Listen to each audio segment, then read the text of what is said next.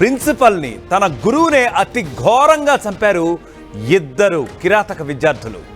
ఈ సందర్భంగా నేను మళ్ళీ అంత పవిత్రమైనటువంటి శ్లోకాన్ని స్మరించుకోవడం ఒకంత బాధాకరంగానే ఉంది నాకు. అయినప్పటికీ చెప్పక తప్పట్లేదు. సరిగ్గా గురు పౌర్ణమి రోజే, గురువుల్ని దేవుడిగా చూసే రోజే, వారిని స్మరించుకునే రోజే హర్యానాలో ఘోరం జరిగింది. ప్రిన్సిపాల్ను అతి దారుణంగా హత్య చేశారు ఇద్దరు విద్యార్థులు. ఈ విద్యార్థులు చేసిన ఘాతుకం వింటే మాత్రం ఔరా అని ముక్కున వేలేసుకోక తప్పదు. వాళ్ళ వయస్సు కేవలం 15 సంవత్సరాలు మాత్రమే.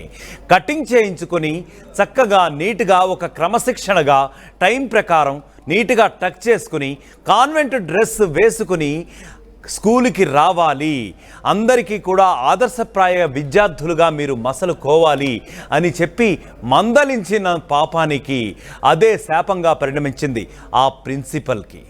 అదే మృత్యు దేవతై ఆయన్నే కబళించేసినటువంటి దుర్ఘటన ఇది.